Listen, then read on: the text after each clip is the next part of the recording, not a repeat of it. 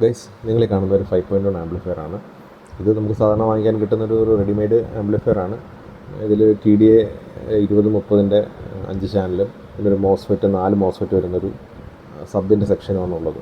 ഇതിൽ സബിൻ്റെ section work ചെയ്യുന്നില്ല എന്നുള്ളതാണ് കംപ്ലയിൻറ്റ്. ഈ കാണുന്ന പച്ച നിറത്തിലുള്ള ബോർഡാണ് സബിൻ്റെ ബോർഡ്.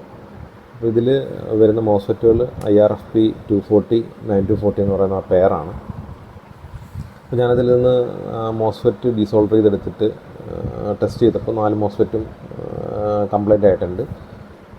മാത്രമല്ല, ഞാനെൻ്റെ ഡ്രൈവർ സ്റ്റേജും കൂടെ ഒരു പരീക്ഷണത്തിന് നിൽക്കേണ്ടതെന്ന് കരുതിയിട്ട് ഡ്രൈവർ സ്റ്റേജിലുള്ള ചെറിയ ട്രാൻസിസ്റ്ററും കൂടെയൊക്കെ അഴിച്ചു മാറ്റിയിട്ട് മോസ്ഫെറ്റും ഡ്രൈവർ സ്റ്റേജും എല്ലാം പുതിയ ട്രാൻസിസ്റ്ററുകൾ ഉപയോഗിച്ച് എല്ലാം റീപ്ലേസ് ചെയ്തു. റീപ്ലേസ് ചെയ്തപ്പോൾ കൃത്യമായിട്ട് വർക്ക് ചെയ്യുന്നുണ്ടായിരുന്നു. ഇപ്പോൾ പറ്റിയത് എന്താണെന്ന് വെച്ചാൽ, വാൾ പ്ലഗിൽ കണക്ട് ചെയ്ത സമയത്ത് ഇതിൻ്റെ പവർ സ്വിച്ചൊക്കെ ഓൺ ആയിരുന്നായിരുന്നു. അപ്പോൾ മാത്രമല്ല, വാൾ പ്ലഗിൽ എന്തോ ചെറിയൊരു സ്പാർക്കോ മറ്റോ ഉണ്ടാവുകയുണ്ടായി. മോസ്ഫെറ്റിൻ്റെ പ്രത്യേകത എന്ന് പറയുന്നത്, മോസ്ഫെറ്റ് ഈ പറയുന്ന പവർ സർജിനോടും സ്റ്റാറ്റിക് ഇലക്ട്രിസിറ്റിയോടും ഒക്കെ റിയാക്ട് ചെയ്യുന്നൊരു, അല്ലെന്നുണ്ടെങ്കിൽ അതിൻ്റെ ഇൻറ്റേർണൽ കമ്പോണൻ്റ് ആയിട്ടുള്ള ഗേറ്റിനൊക്കെ കംപ്ലൈൻറ്റ് വരാനുള്ള സാധ്യത ഈ സർജിൽ നിന്ന് വളരെ കൂടുതലാണ്.